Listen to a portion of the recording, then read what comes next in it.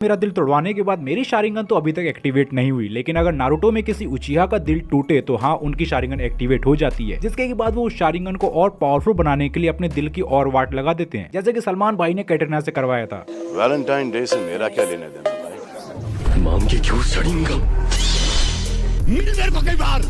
अब सलमान भाई मुझे मेरे घर से उठवा ले, उससे पहले मैं आप सबको बता दूं कि आज की इस वीडियो में हम होगोरोमो से लेकर सासुके के शारिंगन तक की पूरी हिस्ट्री को जानेंगे। Well of course Sadra is not included. इतना चुभने लगा हूँ सबको, छुरा तो नहीं हूँ।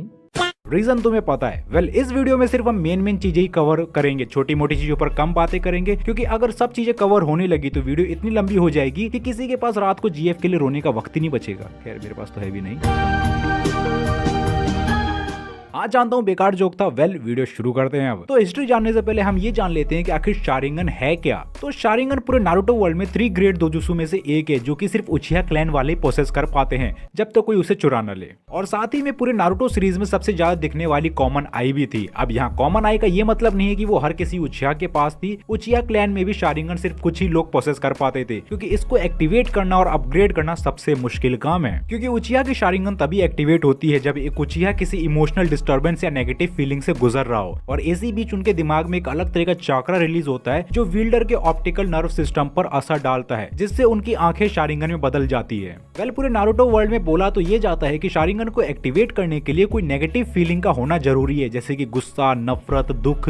इसीलिए उचिहास को द कर्स्ड ऑफ हेट्रेड भी बोला जाता है। लेकिन बहुत से लोगों का ये भी मानना है कि शारिंगन पॉजिटिव फीलिंग से भी एक्टिवेट हो सकती है। वेल अभी तक सीरीज में ऐसा कुछ देखने को नहीं मिला है, और जब से वॉर पीरियड खत्म हुआ था उसके बाद से बहुत कम ही उचिहा हैं जिनके एक पास उनकी शारिंगन थी। अब शारिंगन के वैसे तो टोटल 4 स्टेजेस हैं, जैसे कि शारिंगन, मांगेक्यू शारिंगन, इटर्नल मांगेक्यू शारिंगन और रिनेगान। अब इन सब के बारे में हम धीरे धीरे वीडियो में आगे जानेंगे, लेकिन पहले हम नॉर्मल शारिंगन के बारे में जान लेते हैं। वेल तो जब शारिंगन कंप्लीट मैनिफेस्ट हो जाती है तो ये यूजर की आंखों में 1 टोमोई के साथ अपीयर होती है, लेकिन कुछ केसेस में ये 2 टोमोई एंड इवन 3 टोमोई के साथ भी अपीयर होती है। अब ये सारा डिपेंड करता है उनकी नेगेटिव फीलिंग्स और उनके डिजायर पर। अब नॉर्मल शारिंगन की बेसिक 2 ही पावर है, डीप इनसाइट और गेंजुत्सु। एनीमे में कुछ लोग इन्हें आईज ऑफ इनसाइट और आईज ऑफ हिप्नोसिस भी बोलते हैं। अब मैं जानता हूँ आप सबको इन दोनों के बारे में बहुत चीजें पता है, लेकिन फिर भी मैं इनके बारे में थोड़ा थोड़ा बता देता हूँ। हाँ जानता हूँ थोड़े के नाम पे पूरा बता दूंगा। तो डीप इनसाइट में यूजर शारिंगन की मदद से अपने अगल बगल के चाकरा को देख सकता है और उन्हें रीड तक कर सकता है, लेकिन हाँ ब्याकुगान जितना नहीं, जो कि किसी भी चीज के आर पार भी देख सकते हैं और चाकरा पॉइंट तक का पता लगा लेते हैं किसी की बॉडी में। साथ ही में इस आई के इनसाइट की मदद से यूजर किसी के मूव्स को ट्रैक और कॉपी कर सकता है और खुद के लिए यूज कर पाते हैं, जैसे कि काकाशी ने थाउजेंड्स ऑफ निंजुत्सु को सीख रखा था। अब इसमें जो है बहुत सारे ताइजुत्सु और निंजुत्सु भी हैं, और इन सारे मूव्स को कॉपी करने के बाद ये उनको खुद के हिसाब से मॉडिफाई तक भी कर पाते हैं। और जैसे जैसे इनके 1 टोमोई 3 टोमोई तक जाता है तो इनकी speed of reaction, insight powers ये सब बढ़ती रहती है। लेकिन शुरू में इस आई की पावर्स को मैच करने के लिए यूजर के पास हाई रिजर्व ऑफ चाकरा ना होने की वजह से यूजर की बॉडी पर बहुत ज्यादा स्ट्रेस, पेन फील होता है, क्योंकि शारिंगन को एक्टिवेट और मेंटेन रखने के लिए उनको एक हाई रिजर्व ऑफ चाकरा होना जरूरी है, तभी वो उसे लंबे समय तक यूज कर पाएंगे। वरना शारिंगन उनकी बॉडी पर इतना ज्यादा प्रेशर डालेगा कि वो तुरंत बेहोश हो सकते हैं चाकरा रन आउट की वजह से। अब जैसा कि शारिंगन एक डोजुत्सु है, तो हाँ इसको कोई भी नॉन उचिहा अपनी आंखों में इम्प्लांट कर सकता है, और ये हमें दिखा भी है पूरे सीरीज में। लेकिन अगर कोई नॉन उचिहा एक शारिंगन को यूज करता है तो इसके कुछ ड्रॉबैक्स हैं, जैसे कि एक नॉन उचिहा अपने शारिंगन को ऑफ और ऑन नहीं कर सकता, वो हमेशा ऑन ही रहेगा। साथ ही में एक उचिहा के मुकाबले उनको डबल अमाउंट ऑफ चाकरा चाहिए इसको यूज करने के लिए। इसीलिए हमने पूरे सीरीज में देखा है कि दानजो और काकाशी अपने शारिंगन को हमेशा कवर करके रखते थे ताकि उनका चाकरा खत्म ना हो जाए। साथ ही में एक नॉन उचिहा शारिंगन की फुल पोटेंशियल को भी यूज नहीं कर सकता, और ये बात मादरा उचिहा ने भी कही है कि एक शारिंगन के फुल पावर्स को दोनों आंखों के साथ ही यूज किया जा सकता है। और ये शारिंगन की मदद से विल्डर एक फाइट में बहुत ज्यादा अपरेंट्स ले जाता है, जैसे कि वो किसी भी छोटी छोटी मूवमेंट को डिटेक्ट कर सकता है, इवन अपने अपोनेंट के नेक्स्ट मूवमेंट तक को प्रेडिक्ट कर पाता है, क्योंकि वो उनके मसल टेंशंस को डिटेक्ट कर सकता है और उनसे अंदाजा लगा सकता है कि अगले के मूवमेंट्स क्या होने वाले हैं। अब बात करें शारिंगन की दूसरी बेसिक पावर की, जो कि है गेंजुत्सु।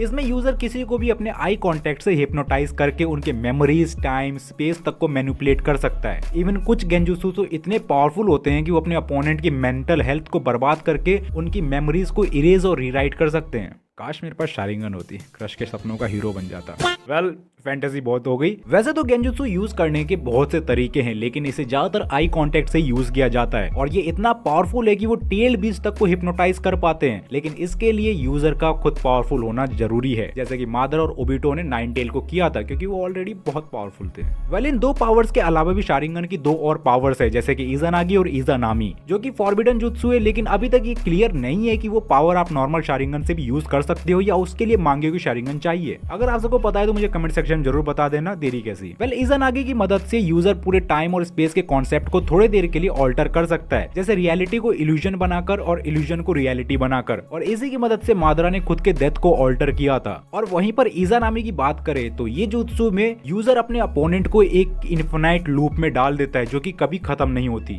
और ये जुत्सु खास तौर पर बनाया ही गया था उनके लिए जो इज़ानागी का गलत यूज करते थे। और जैसे कि ये दोनों ही बहुत पावरफुल जुत्सु है, साथ ही में फॉरबिडन भी कर रखा है, इसीलिए इनको यूज करने के बाद यूजर की एक तरफ की आई ब्लाइंड हो जाती है और दो बार यूज करने के बाद वो पूरी तरह से ब्लाइंड हो जाते हैं। लेकिन इस ब्लाइंडनेस का एक इलाज है अपने ब्लाइंड आई को फिर से ठीक करने का, कि आपके पास होगोरोमो का चाकरा या हाशिरामा के सेल्स हो तो आपकी आईज वापस आ सकती है, जैसे कि मादरा उचिहा की आईज वापस ठीक हो गई थी जब उसने खुद के अंदर हाशिरामा के सेल्स को इम्प्लांट किया था। वैसे अगर आप चाहते हो कि मैं मादरा उचिहा की हिस्ट्री के ऊपर वीडियो बनाऊं तो मुझे कमेंट सेक्शन में जरूर बताना, वीडियो आ जाएगी। और ब्लीच फैंस टेंशन मत लो, आपके लिए मस्त बांकाई वीडियो आने वाली है। अब वो कौन सी वीडियो होने वाली है उसका थोड़ा हिंट दे देता हूँ, हाइप जो बनानी है।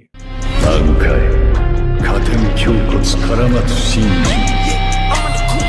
珠全米の締めの段糸切りばさみ血染めの喉上 अब बात करते हैं शारिंगन के ट्रांसफॉर्मेशन की। तो जब आप अपने करीबी को खुद से मार देते हो या उनकी मौत को खुद के आंखों के सामने एक्सपीरियंस करते हो या फिर किसी बहुत बड़े ट्रॉमा से गुजर रहे होते हो तो आपका इमेच्योर शारिंगन जो कि प्रोसेस में क्यों ना था वो भी मांगेक्यू शारिंगन में कन्वर्ट हो जाता है। और इस मांगेक्यू शारिंगन में ही पुरानी शारिंगन की सारी पावर्स होती है। इवन जब आपका मांगेक्यू शारिंगन एक्टिवेट होता है तो आपके शारिंगन के टोमोइस एक दूसरे से मिलकर आंखों में एक अलग और यूनिक पैटर्न बनाते हैं और इसका design user to user different होता है। अब मांगेक्यू शारिंगन को एक्टिवेट करना इतना मुश्किल है कि कुछ ही गिने चुने उचिहा हैं जिन्होंने इसे एक्टिवेट किया है। और एडो पीरियड में तो ये मिथ भी था कि अपने करीबी भाई या रिश्तेदार को मारने के बाद ही ये तुम्हारी मांगेक्यू शारिंगन एक्टिवेट होगी, इसलिए उस वक्त लोग अपने खुद के रिश्तेदार और भाई बहनों को मारने लगे थे ताकि वो लोग खुद के मांगेक्यू शारिंगन को एक्टिवेट कर पाए। लेकिन ये चीज पूरी तरह से सही नहीं है क्योंकि इताची और ओबिटो की मांगेक्यू शारिंगन एक ट्रॉमा से एक्टिवेट हुई थी जिसमें उन्होंने किसी को मारा नहीं था बल्कि खुद के खास इंसान को मरते हुए देखा था। और यहाँ मैं एक चीज बता दूं कि एक नॉन उचिहा जिसके पास शारिंगन है वो कितना ही बड़े ट्रॉमा से क्यों ना गुजरे वो शारिंगन को डेवलप नहीं कर सकता। और ककाशी का भी शारिंगन इसीलिए डेवलप हुआ था क्योंकि उसके पास ओबिटो की आइज थी और ओबिटो उससे कनेक्टेड था। अब मांगेक्यू शारिंगन में यूजर के दोनों आंखों में एक एक यूनिक पावर होती है और ये इतनी यूनिक होती है कि वो किसी दूसरे उचिहा जिसके पास मांगेक्यू शारिंगन है उसके पास ये पावर्स नहीं हो सकती जब तक कि अगला तुम्हारी आइज को ना ले ले। जैसे कि इताची के एक आंख में अमातरासु थी और एक आंख में इन्फिनिट सुकुयोमी, और सासुके भी बाद में अमातरासु को यूज कर सकता था बिकॉज उसने इताची के आइज को खुद में इम्प्लांट किया था।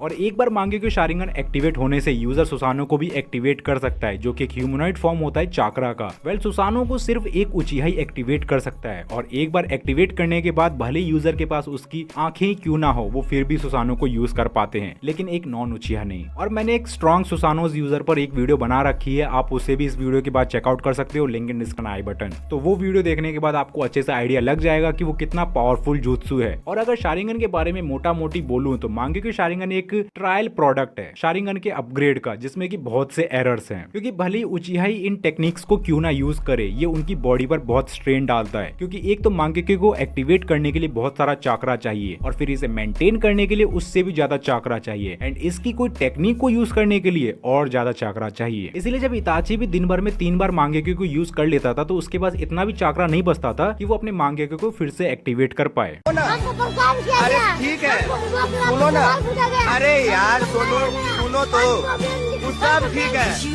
एकदम ठीक है, एकदम ठीक है। और ये आई का ज्यादा यूज करने से विल्डर के आंखों से भी खून तक निकल जाता है और एक वक्त पर तो यूजर इससे ब्लाइंड तक हो जाता है, लेकिन यूजर अपनी आई साइट को वापस ला सकता है इटर्नल मांगेक्यू शारिंगन को एक्टिवेट करने के बाद। लेकिन उसे एक्टिवेट करने के लिए आपको आपके रिलेटिव्स की मांगेक्यू शारिंगन को खुद में इम्प्लांट करना होगा, जिसके बाद दोनों यूजर के मांगेक्यू शारिंगन एक दूसरे से मर्ज होकर इटर्नल मांगेक्यू शारिंगन में कन्वर्ट होंगे। और जैसे कि 2 मांगेक्यू शारिंगन होने की वजह से यूजर पिछले की भी कुछ पावर्स को यूज कर सकता है, जैसे कि सासुके अमातरासु को यूज करता था जो कि इताची उचिहा की थी। और इटर्नल मांगेक्यू शारिंगन का ज्यादा यूज करने से भी कोई साइड इफेक्ट नहीं है, इससे कोई ब्लाइंडनेस नहीं होगी और चाक्रा रिजर्व भी बहुत एफिशिएंटली यूज होगा। लेकिन हाँ, कभी कभी ज्यादा यूज करने से खून निकल सकता है आंखों से। और इटर्नल मांगेक्यू शारिंगन से विल्डर ट्रू सुसानो को भी पूरा मैनिफेस्ट कर पाते हैं, जो कि उन्हें फाइट्स में एक नेक्स्ट लेवल की फीड्स देता है कि सुसानो का यूज करके तुम टेल्ड भी सबको कुत्ता बना सकते हो। और सबसे बेस्ट वे में तो मादरा उचिहा ने सुसानो को यूज किया था 4th ग्रेट निंजा वॉर में, जहां उसने अपने सुसानो से 5 कागेस को भगा भगा के मारा था, वो भी सुसानो के 30 to 40% के पावर में। तो इससे अंदाजा लगा सकते हो कि सुसानो किस बला का नाम है। अब मांगेक्यू शारिंगन रिनेगान भी मैनिफेस्ट हो सकता है, जिसके लिए यूजर को हाशिरामा सेल्स की जरूरत पड़ती है, क्योंकि हाशिरामा के सेल्स को खुद में इम्प्लांट करने के बाद विल्डर के पास होगोरोमो का चाकरा आ जाता है। इसीलिए जब मादरा के पास हाशिरामा सेल्स आए थे तो उसके अंतिम समय में उसका रेनेगान मैनिफेस्ट हुआ था, जो कि बाद में उसने नागाटो में इम्प्लांट करवा दिया था। और सेम ऐसा जब सासुके के पास होगोरोमो का हाफ चाकरा आता है तो सासुके का भी रेनेगान विद 6 टोमोइज एक्टिवेट हो जाता है। और होगोरोमो ऐसा इंसान था, एक मिनट, इंसान नहीं एलियन था, वेल व्हाटएवर जो भी था, तो होगोरोमो ऐसा बंदा था, हाँ बंदा ठीक है, जिसने कि सबसे पहले अपने शारिंगन और रेनेगान को मैनिफेस्ट किया था। अब यहाँ मैं कागुया के रेने शारिंगन की बात नहीं कर रहा हूँ, क्योंकि उसके लिए तुम्हें 10 टेल चाहिए होगा, और उसके बाद तो तुम्हें पता है कि कागुया तुम्हारे किस छेद से निकलेगी।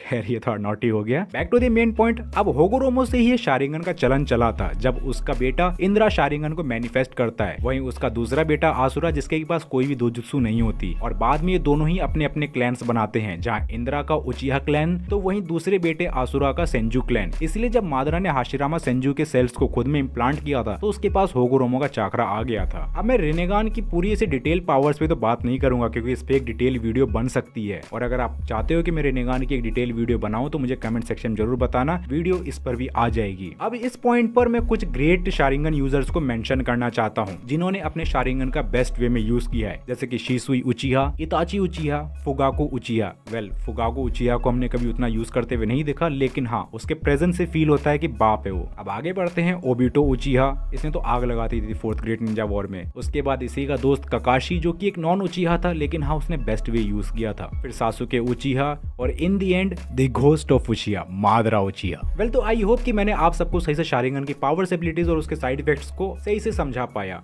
और वीडियो पर छप्पड़ फाड़ सपोर्ट दिखाओ भाई, क्योंकि आगे मैंने बहुत नेक्स्ट लेवल चीजें सोच रखी है, बस आप सबका सपोर्ट चाहिए। और अगर कुछ चीजें गलत हो गई हो या कुछ नहीं बताई हो तो मुझे कमेंट सेक्शन जरूर बताना, मुझे भी करेक्ट करो, क्योंकि मुझसे भी गलती हो सकती है। कमेंट्स के दरवाजे आप सबके लिए हमेशा खुले रहेंगे। बाकी वीडियो अच्छी लगी होगी तो चैनल को सब्सक्राइब, वीडियो को लाइक कर दो, और ये वीडियो यहाँ तक देखने